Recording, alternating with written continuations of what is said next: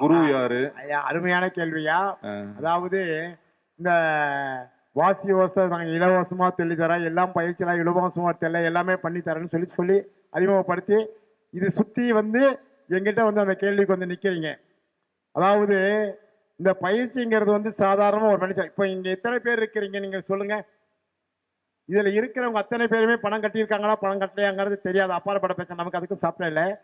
இந்த பயிற்சியை நடத்துறதுக்கு ஒரு வழிமுறையை நடத்தணும்னா எவ்வளோ ஆகுதுன்னு தெரியுமா? இந்த மண்டபத்துக்கு ஒரு நாளைக்கு 60,000 1,00,000 இந்த மண்டபத்துக்கு செலவாகுது. எவ்வளோ ஆகுது? 1,00,000 ரூபாய் இந்த மண்டபத்துக்கு செலவாகுது. ஊழியர்கள் அத்தனை பேருக்கும் பணிவிடை செய்யணும். ஒரு பயிற்சிக்கு வேணா ஃப்ரீயா பண்ணிட்டு போயிடலாம். ஆனா அடுத்து அடுத்து அடுத்து அடுத்து பயிற்சி பண்ணி இலவசமா கொடுக்கணும்னா அது எப்படி கொடுக்க முடியும்? பொருளாதாரம் இருந்தாதான். நான் என்ன ஏற்கனவே சொன்னேன், அருள் இருந்தால்தான் அவ்வுலகத்தை அடைய முடியும், பொருள் இருந்தால்தான் இவ்வுலகத்தை அடைய முடியும், பொருள் இருந்தால்தான் அருளை பெற முடியும். பொருள் இல்லைன்னா அருள் கிடைக்காது. அந்த பொருள் இருந்தால்தான் இந்த வாசியோகத்துக்கு வர முடியும். இது ஒரு பெருசாவும் நம்ம நினைச்ச மன வச்சுக்கோங்க, அது நம்மளாம் இந்த கான்செப்ட் அந்த எண்ணத்துங்களை நம்ம தோத்து போயிடுவோம். புரியுதுங்களா? ஓகேங்க.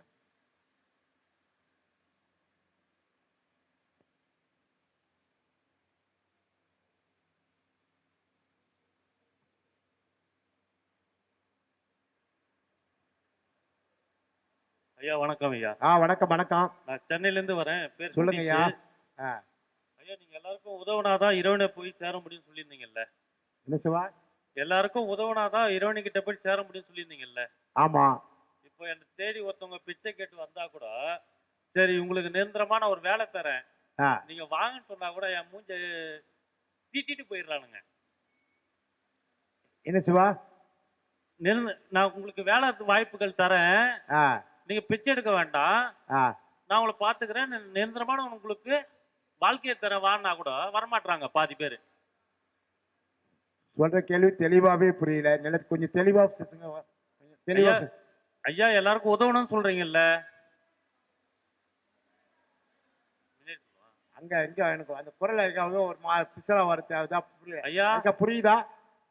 புரியுதா சொல்றது? புரியுதா?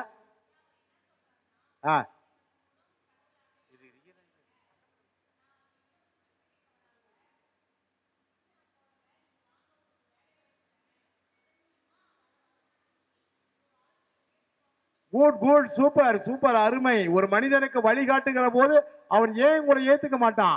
ஒரு மனிதனுக்கு வழிகாட்டி இந்த வழியில இருந்து போயிருந்தீங்கன்னா அந்த நிலையில நீங்க ஒழுந்த நிலைக்கு போயிடுவீங்களே. பிச்சை போடுறதை விட ஒரு மனிதனுக்கு வழிகாட்டி வர்றது ரொம்ப சிறப்பு இல்லையா? அது அதை ஏத்துக்க மாட்டேங்கிறாங்கல்ல. அதாவது அவனுடைய இந்த பிறப்பு ஏற்கனவே பிறக்கும் போதே சொன்னேன், மனிதன் பிறப்பே கர்மாவுடைய கணக்கில் தான் பிறக்கிறான்னு சொன்னேன். அந்த கர்மாவுடைய கணக்கு படித்தான் அவன் பிறந்து அனுபவிக்கணும்னு அவன் விதியில எழுதியிருக்கு.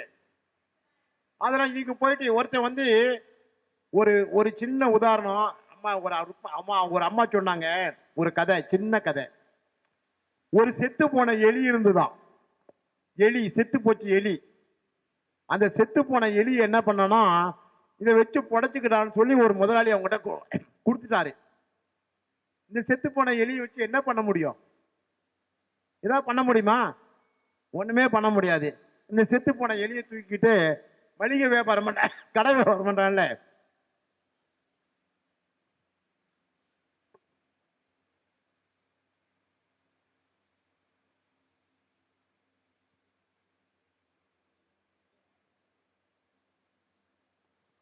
மளிகை கடை வியாபாரம் பண்ணுவான்ல, அந்த மளிகை கடைக்கார வியாபாரம் பண்ண அந்த எலிங்கெல்லாம் வந்து பிஸ்கட்டு அது இதெல்லாம் கடிச்சு கொதிரி எல்லாத்தையும் வேஸ்ட் பண்ணிடும். என்ன பண்ணிடும்? அதெல்லாம் வேஸ்ட் பண்ணிடும். அவன் என்ன பண்ணா, இந்த செத்து போன எலி போய், ஐயா முதலாளி ஐயா பாரு, ஒரு எலி கொண்டு வந்திருக்கிறேன், உங்ககிட்ட 2-3 பூனை இருக்குது, அந்த பூனைக்கு இது எலிக்கு உணவா கொடுங்க அப்படின்னு சொல்லி கொடுத்தானா. அவனுக்கு புத்திசாலித்தனத்தை பாருங்க. இந்த எலிய வச்சுக்கிட்டு பூனைக்கு கொடுங்க, இதனால ஏதாவது கொடுக்க முடிஞ்சா கொடுங்கன்னானா. அவன் என்ன பண்ணானா, சரி அவனுக்கு அந்த கான்செப்ட், பூனைக்கு ஒரு உணவு கிடைக்குது, 1 வேளை பால் 2 வேளை பால் மிச்சமாகுது, சரிடா இதை வச்சுக்கிடான்னு சொல்லிட்டு அவன் அந்த எலியை வாங்கிக்கிட்டு 2 ரூபா கொடுத்தானா. எவ்வளவு கொடுத்தானா? 2 ரூபாய் கொடுத்தான். அந்த 2 ரூபாயை வாங்கிக்கிட்டு அடுத்து ஒரு பூக்கடைக்கு போறான். என்ன பண்ணா, ஒரு பூக்கடைக்கு போனான். அந்த பூக்கடையில போய் ஐயா 2 ரூபாய்க்கு பூ கொடுங்கன்னானா. என்ன சொன்னானா? 2 ரூபாய்க்கு பூ கொடுங்கன்னானா. 2 ரூபாய்க்கு பூக்கூடை வாங்கிக்கிட்டு ஒரு நூலைக்கிட்டு மாலையா தொடுத்தானா. என்ன பண்ணானா? அந்த மாலையா தொடுத்தவன் அந்த மாலையை கொண்டு போய் சந்தையில விற்க போனானா. என்ன பண்ணானா? 2 ரூபாய் இலவசமா வந்துச்சு. ஒரு எலி செத்து அந்த 2 ரூபாய் வந்துச்சு.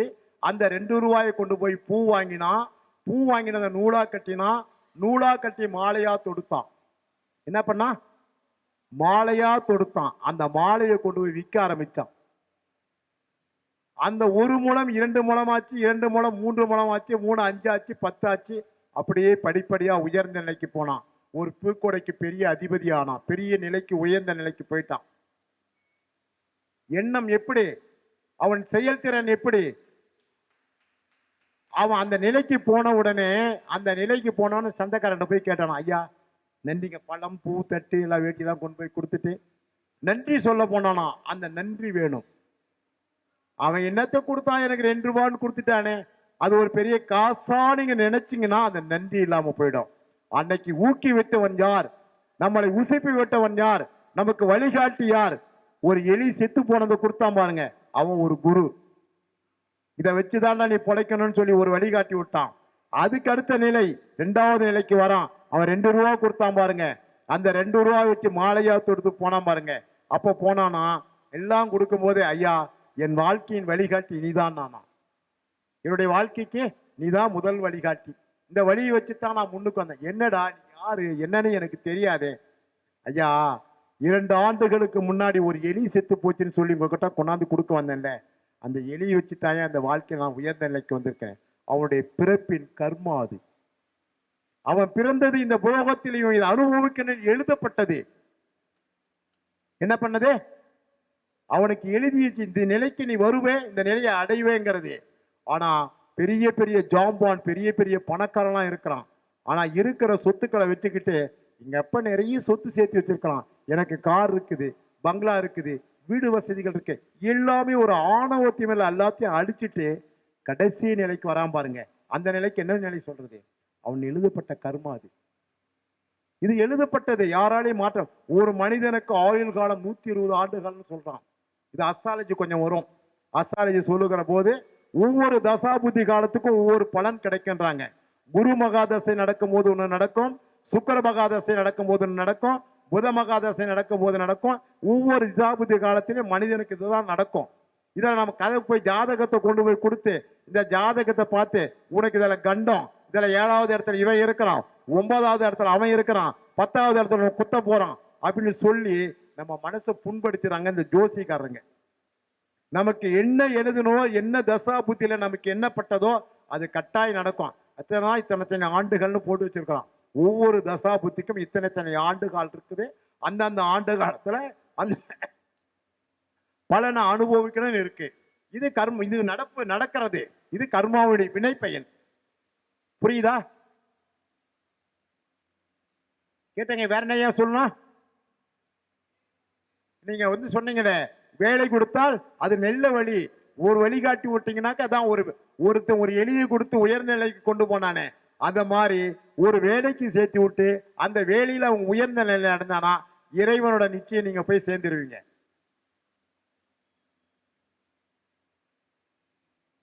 அடுத்து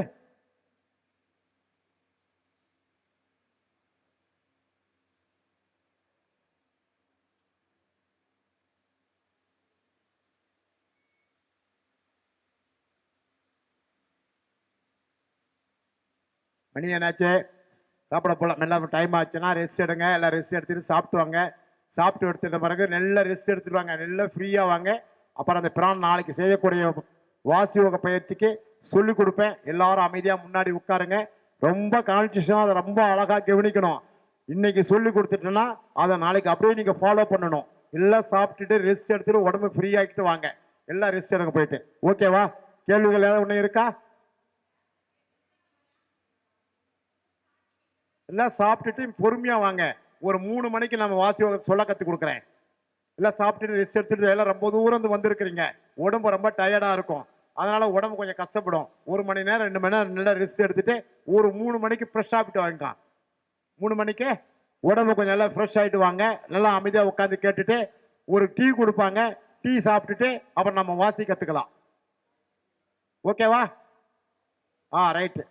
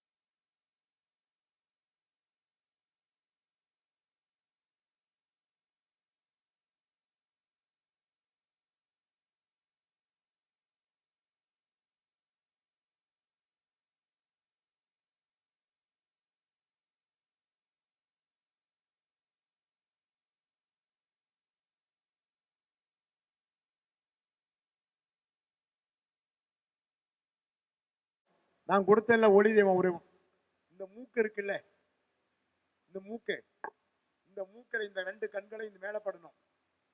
புரியுதா? இந்த 2 கண்களும் இந்த மூக்கு மேலே வரணும். உங்களுடைய எண்ணங்கள் இங்க போகணும். எங்க? நெற்றி புருவத்துக்கு போகணும். சொல்றது புரியுதா? 2 கண்களும் இந்த மூக்கு மேலே வரணும். மூக்கு நுனிக்கு வரணும். இந்த மூக்கு நுனியில இருந்துட்டு இங்க இருந்துற காமிச்சிட்டு இங்க தான் வரணும். உங்க எண்ணங்கள் பூரா எங்க இருக்கணும்? நெற்றி புருவத்தில் இருக்கணும். அது தாரணைங்கிறது என்னன்னா, ஆமை இருக்குல்ல, ஆமை வந்து முட்டையை போட்டுட்டு மேல கடல்ல இருந்துட்டு வந்து கரையில மேல கரையில மணல்ல வந்து முட்டையை போட்டுடும். மணல்ல முட்டையை போட்டுட்டு அது கடலுக்கு மீண்டும் தண்ணிக்குள்ள சென்றுடும். அது செல்லுகிற போது இந்த சுவாச காற்றுல தான் அந்த அந்த வாசி அந்த கலையில தான் பயிற்சி பண்ணிக்கிட்டே இருக்கும். அப்படி பயிற்சி பண்ண போது இந்த முட்டை வெடிச்சு குஞ்சு வெளியே வந்துடும். இதுக்கு பேரு தாரணைன்னு பேரு. சொல்றது புரியுதா? கண்கள் இது வந்து தாரணைங்கிற மந்திரம். 2 கண்களும் இந்த மூக்கு மேல இருக்கணும். உங்க எண்ணங்கள் வந்து இங்க இருக்கணும், நெற்றி புருவத்தில் இருக்கணும். நல்லா அப்படியே ஒரு முறைக்கு 2 முறை நல்லா தெளிவா கேட்டுக்கங்க. நிச்சை, நிச்சைங்கிறது 2 கண்களை நம்ம வந்து இப்படியே செவிச்சாச்சு. இந்த கண்கள் மேல 2 இப்படி மேல அண்ணாந்த வாக்குல இப்படியே இருக்கணும். இந்த கண்கள் 2 மேல அப்படியே நின்ற வாக்குல இருக்கணும். உங்களால எவ்வளவு தூரம் நிறுத்த முடியுமோ அவ்வளவு தூரம் நிறுத்தணும். அந்த ஞானிகள் பார்த்திருப்பீங்க, சில யோகிகள்லாம் இந்த கண்கள் புருவமே இருக்காது. இந்த கருவிழி இருக்குல்ல, அந்த கருவிழி தெரியாது, வெள்ளை விழி மட்டும் தெரியும். இந்த வேலை அப்படியே நிச்சையில் இருப்பாங்க. அந்த நிச்சைங்கிறது என்னன்னா, மீன் இருக்குல்ல, மீன் முட்டையை போட்டுடும். மீன் முட்டையை போட்டு மீன் தண்ணியில் மிதக்க விடும். அந்த முட்டைகள்லாம் மிதந்துட்டு இருக்கும். அப்படி மிதந்திருக்கிற போது இந்த மீன் வந்து மேலே அப்படியே தன்னுடைய கண்கள்னாலேயே இப்படியே பார்த்து பார்த்து அந்த முட்டைகளை பொரிய வைக்கும். முட்டைகள் அது அந்த நிச்சயினுடைய நிகழ்த்திலேயே அந்த முட்டைகள் பொரியும், குஞ்சு ரிலீஸ் ஆகும். இந்த வாசிக்கலையினால் அது அதனுடைய நிச்சயில போய் சேரும். தாரையில வந்து ஆமை தன் முட்டையை குஞ்சு பறித்து எடுத்துரும். நெஸ்ஸில வந்து மீன் வந்து முட்டையை பொறிச்சு குஞ்சுகளாக்கிடும். தியானம்ங்கிற போது இந்த தியானம் வந்து ஆழ்ந்த தியானத்தில் இருக்கிற போது இந்த காற்றை எப்படி நான் இழுக்கணும், எப்படி சுவாசிக்கணுங்கிறத தெளிவாக சொல்லிக்கிறேன். நல்லா தெரிஞ்சுக்கிங்க. உங்க 2 குதத்துக்கு அண்ணாந்து பார்த்தீங்கன்னா உள்ள 2 குதம் இருக்கான்னு சரி செக் பண்ணுங்க. உள்ள 2 ஓட்டை, இந்த மூக்கு துவாரம் இருக்குல்ல, வாயை திறந்து பார்த்தீங்கன்னா இங்க உள்ள 2 ஓட்டை இருக்கும். செக் பண்ணிக்கங்க, இருக்கான்னு பார்த்துங்க. எங்களுக்கு ஐயா எங்க இருக்குன்னு கேட்காதீங்க. உள்ள 2 இந்த மூக்கு துவாரத்துக்கு நிலையா 2 ஓட்டை இருக்கும். உள்ள உள்ள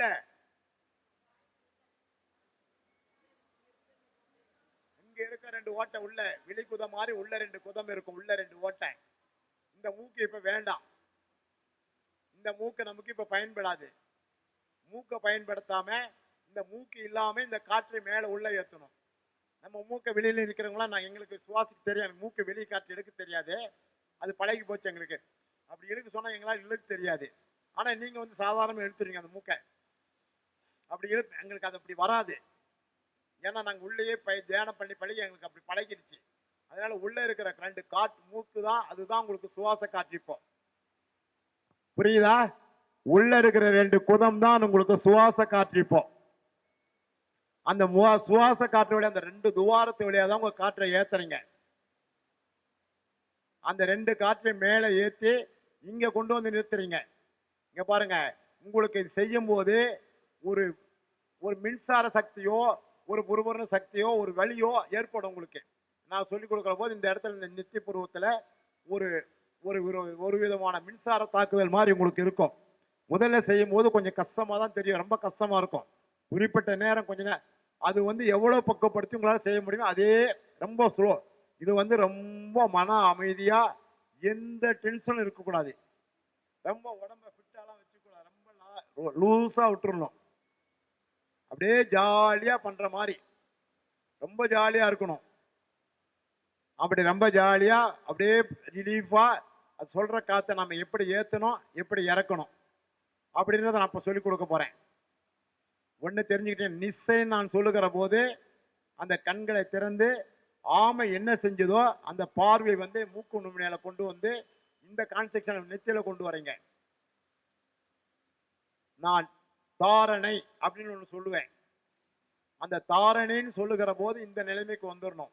நிச்சயின்னு சொல்லுவேன் ஒரு நிலைமை. அந்த நிச்சயின்னு சொல்லுகிற நிலைமை வரும்போது உங்களுடைய கண்கள் மேலே போகணும். 2 கண்களும் எவ்வளவு தூரத்துக்கு அகல விரிச்சு உங்களை தியானத்துக்கு எங்க கொண்டு போறீங்களோ அந்த தியானத்துக்கு கொண்டு போகணும். அதுதான் நீங்க நினைக்கிற எண்ணங்களை நிறைவேற்றக்கூடியது. ஓகேவா? சொல்றது புரிஞ்சுதா? புரியுதா? காத்து 2 பேருக்கு எங்க இருக்குன்னு காற்று கண்டுபிடிச்சிட்டீங்களா? மூக்கில் உள்ள இருக்கிற 2 காற்று எங்க இருக்குன்னு கண்டுபிடிச்சிட்டீங்களா? விடல் வந்து எப்படி இருக்கணும்? செவியா இருக்கணும். அப்படியே இது மாதிரி நிக்கணும்.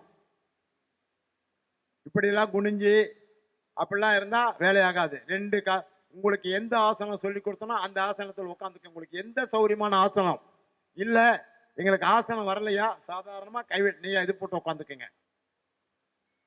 சப்னாங்கோல் போட்டு கூட அழகா உட்காந்துக்குங்க. எங்களுக்கு ஆசனம் வரல, ஆசனம் செய்ய முடியல அப்படின்னா சாதாரணமான ஒரு நிலையில கூட உட்காந்துக்குங்க.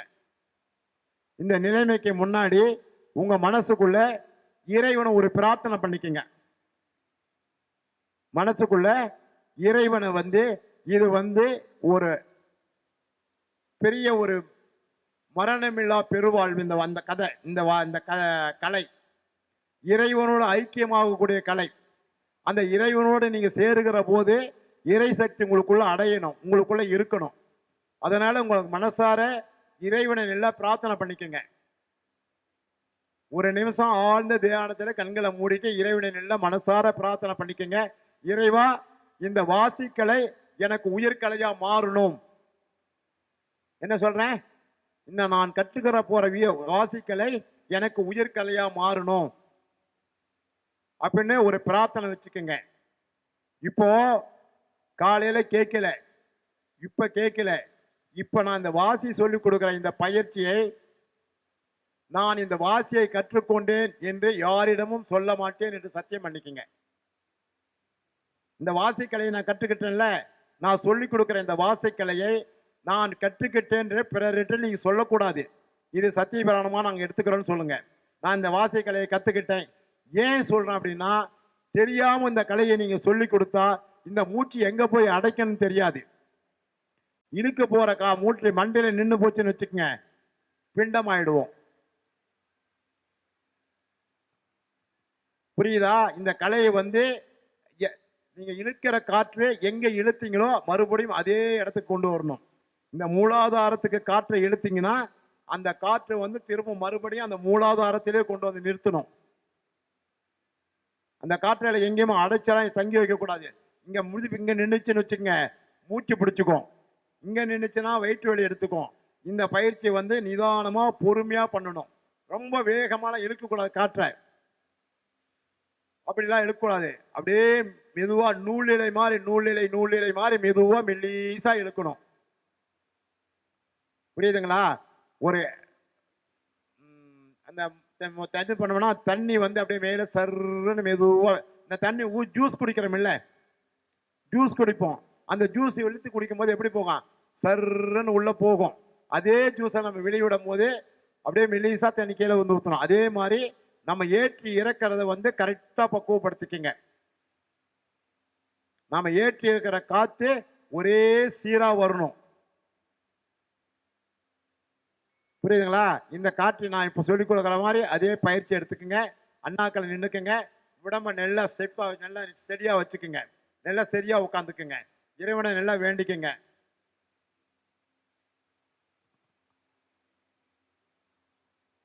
ஐயா கேமரா ஆஃப் ஆயிடுங்க. தூரமா போயிட்டு தேய்மை நடந்து நாக்கிங் நடக்க நடக்க இந்த முட்டி தான் நமக்கு தேய்மானமாகும். என்ன ஆகும்? இந்த சர்க்குலேஷன் இதெல்லாம் ஆயில் பசையில தான் ஓடிக்கிட்டு இருக்குது. இந்த ஆயில் சர்க்குலேஷன் ஆகல எல்லாமே நாடி இந்த எல்லாம் இப்படி சுத்தும் போதே சர்க்குலேஷன் ஆகும். இப்படி சுத்தும் போது இப்படி சர்க்குலேஷன் ஆகும். இந்த கைகள்லாம் இந்த அசைவுகள் தான் எல்லாமே. அதை மாதிரி செஞ்சீங்கன்னாக்க உங்களுக்கு உடம்பு நல்லா இருக்கும். பெண்களை விட ஆண்களுக்கு தான் இதை சொல்றேன். பெண்கள் ஆட்டோமேட்டிக்காக அவங்களுக்கு அந்த உடற்பயிற்சியில இருந்துடுவாங்க. அவங்க அந்த பிரீத்திங் மட்டும் கரெக்ட் பண்ணிக்கணும். இந்த மூச்சு பயிற்சி மட்டும் கரெக்ட் பண்ணிக்கிட்டாங்கனாக்க ஆட்டோமேட்டிக்காக அவங்களுக்கு மூச்சு பயிற்சி சீக்கிரம் வந்துடும். ஏன்னா அவங்க உடற்பயிற்சியில் அந்த நரம்புகள் வேலை செஞ்சுக்கிட்டே இருக்குது. அதனால அவங்களுக்கு பிரீத்திங் சீக்கிரம் வந்துடும். ஆனால் நமக்கு வராது. ஏன்னா இங்கேருந்து போவோம், மாப்பிள்ள போயிட்டு நான் டீ சாப்பிட்டு வரலாம். அந்த டீயை சாப்பிட போகும்போது 2 வடையை பார்ப்பான். என்ன பார்ப்பாங்க? 2 வடையை பார்ப்பாங்க. 2 வடையை சாப்பிடலாம் பண்ணுவாங்க. 2 வடையை சாப்பிட்டுட்டு ஒரு டீயை சாப்பிடுவாங்க. அதுக்கு நேரம் 3 டைம் 4 டைம் பிறகு விடுறாங்க. காலைல நம்ம 8 மணிக்கு தான் போவோம். இங்கே நல்லா சாப்பிட்டு போவோம். இட்லி தோசை பூரியோ பொங்கலோ ஏதோ சாப்பிட்டுட்டு நம்ம போவோம். போய் ஒரு 10 மணி நேரம் இன்னொரு 2 கையெழுத்து இப்படி போட்டுருவோம், சைன் பண்ணிட்டு 2 ஃபோனை பேசுவோம். ஐயா ரைட்டா ஓகே. அடுத்த நிமிஷம் என்ன பண்ணுவாங்க? டீ. என்ன டைமு? பிரேக். டீ. போய் டீ சாப்பிட்டு வரலாம். டீயை சாப்பிட்டு அடுத்து திருப்பி வருவோம். திருப்பி வந்த உடனே அடுத்து போயிடுவோம். இப்படி இந்த வயிற்றுக்குள்ளே நம்ம எதையாவது ஒன்று போட்டு திணிச்சுக்கிட்டே இருப்போம். என்ன பண்ணிட்டு இருப்போம்? இந்த வயிற்றுக்குள்ளே ஏதாவது ஒன்று 3 மணிக்கு ஒன்று மனிதன் ஒரு வேளை உணவு, அதாவது 3 வேளை சாப்பிட்றவன் போகி, 2 வேளை சாப்பிட்றவன் யோகி, 1 வேளை சாப்பிட்றவன் தெரியும். அந்த மாதிரி போயிட்டு இருக்கான். அதையும் சாப்பிடாம போறவன் அவன் வேற. அவன் யாரு? அவன் லெவல் வேற. அவன் எதையோ எல்லாத்தையும் விட்டுட்டு போறவன். சாப்பாடே சிந்திக்காம இருக்கிறவன். தண்ணி, சாப்பாடு, தூக்கம் இதெல்லாம் சிந்திக்காம இருக்கு. தூக்கமே வராது. இந்த பயிற்சியை பண்றதுக்கு நீங்க என்ன நினைக்கிறீங்களோ தெரியாது. நான் நிறைய எதிர்பார்த்தேன், ஆனா வரல. இருந்தாலும் ஓசோ சொன்னாராம், முதல்ல ஆரம்பிக்கும் போது ஃபர்ஸ்ட் இந்த ப்ரோக்ராம் ஆரம்பிக்கும் போது ஒரு 10 பேர் வந்தாருன்னா நான் கொடுக்குற பயிற்சி போய் சென்று அடையன்னு போய் கணக்கு சொன்னாராம். அந்த 10 பேருக்கு போய் சேர்ந்தாருனாக்க அந்த பயிற்சியின் மூலயமா நான் பழகலை. ஆனா அந்த 10 பேர் எதிர்பார்க்கும் போது ஒரு 3 பேர் தான் வந்தாங்களாம். ஃபர்ஸ்ட் அந்த அவருடைய அறிவுரை கேட்கறதுக்கு சில பேர் 3 பேர் தான் வந்தாங்களாம். அந்த 3 பேர் தான் 3 30 ஆச்சு, 30 300 ஆச்சு, 300 உலகம் பூரா பரவிச்சு. இன்னைக்கு ஓசோனா யாருன்னு சொல்லக்கூடிய அளவுக்கு வந்துட்டாங்க. நம்ம அந்த லெவலுக்குலாம் போகணும்னு நினைக்க வேண்டாம். அவன் அதுக்கு மேலே ஒருத்தர் இருக்கான். அந்த ஆசை நீ படாதரா, அதை நான் தாண்டா செய்யணும்னுவாரு. என் அப்பங்கிட்ட ஒவ்வொரு வார்த்தையும் சொல்லித்தான் அவருடைய முன்ன வச்சு தான் நான் பண்ணுவேன். முடிவு எடுக்கிறது அவரு, முயற்சி செய்யறது நம்ம முயற்சி செய்யணும். என்ன பண்ணணும்? முயற்சி நம்ம செய்யணும். முயற்சி செய்கிற போது முடிவு அவர் கொடுப்பாரு. இந்த குழந்தை இதுக்கு தகுதியானவன், இந்த தகுதி கரெக்டானவன், இதை செய்வான், செஞ்சு முடிப்பான் அப்படிங்கிறது அவர் முடிவு பண்ணிடுவார். அதனால இந்த ஒரு சின்ன ப்ரோக்ராமுக்கே இவ்வளவு சிரமங்கள் இருக்கு. இத்தனை விட எத்தனையோ ப்ரோக்ராம் எவ்வளவு பெருசெல்லாம் பண்றாங்க. இது பண்ணலாம், ஒன்றும் பெருசெல்லாம் கிடையாது. பட் ஒவ்வொன்றுக்கும் ஒவ்வொரு டிப்ஸ் இது இருக்கும். அது மாதிரி நீங்க பயிற்சிகளை பண்ண கத்துக்குங்க. உடற்பயிற்சிகளை பண்ணுங்க. காலையில எழுந்த உடனே நம்ம உடம்பு ஆரோக்கியம். ஒரு வண்டி போன உடனே வண்டி எடுத்த உடனே துணி எடுப்போம், நல்லா அழகா துடைப்போம். நம்ம போற வண்டி எப்படி இருக்கணும்? சூப்பரா இருக்கணும், அழகா இருக்கணும். அது வண்டி நம்மளை பார்த்து வண்டியை பார்க்கணும். வண்டியை பார்த்தா வண்டி ஓட்டுறவனை பார்க்கணும். எப்படி பார்க்கணும்? முதல்ல வண்டி ஓட்டுறதை பார்த்தா வண்டி ஓட்டுறவனை பார்க்கணும். அந்த வண்டி ஓட்டுறவங்க எப்படி இருக்கணும்? ரொம்ப அழகா இருக்கணும் இல்ல? அப்பதான் அந்த பார்வை அவன் மேல படும். அந்த மாதிரி தான் இந்த உடம்பு இருக்குல்ல, இந்த உடம்பு எப்படி இருக்கும்? இந்த உடம்புக்குள்ள இருக்கிற உள்ளுறுப்பு நல்லா இருக்கணும். அப்பதான் இந்த உடம்பை அடுத்தவங்க பார்க்க முடிய அளவுக்கு நம்ம விசித்திரமா இருப்போம்.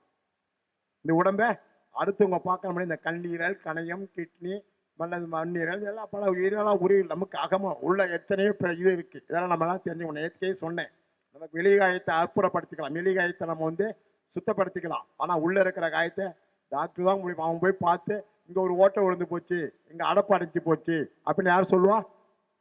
டாக்டர் தான் சொல்லுவார். இதை நம்மளால கண்டுபிடிக்க முடியாது. இதை நம்மளாவே நம்ம இந்த பிசிக்கல் பாடிக்கு நம்மளாவே செஞ்சுக்கணும்.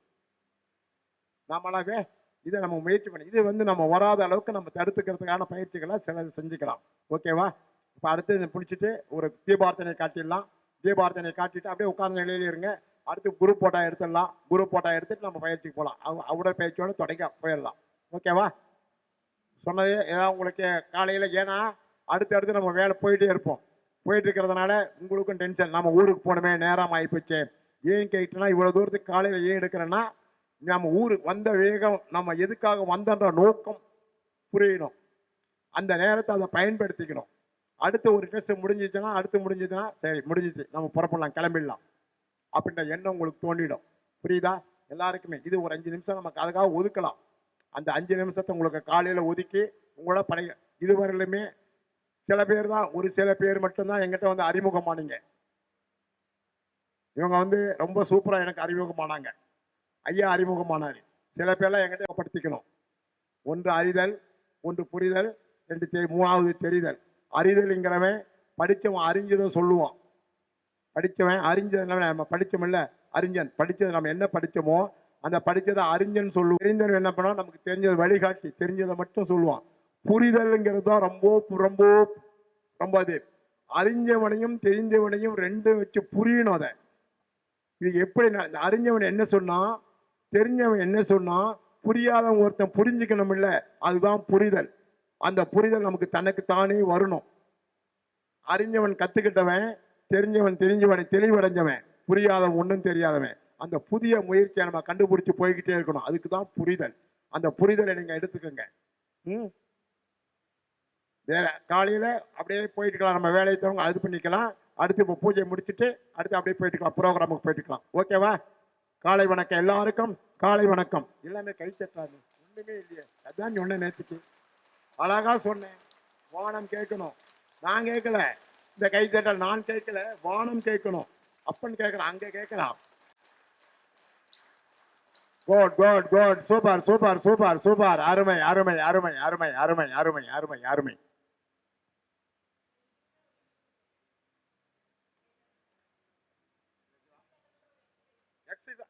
இதுதான் உடம்பு ஆக்டிவேஷன். அதுக்கு தான் இந்த கையை உடம்பு கை தட்டுறது தான் ஆக்டிவேஷனே.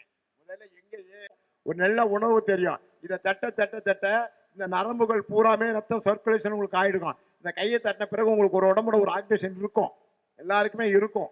அதுக்கு தான் இந்த கையை தட்ட சொல்றது. முதல்ல நல்ல கையை தட்டி உற்சாகப்படுத்திக்கிறது, உடம்பை உற்சாகப்படுத்திக்கிறது.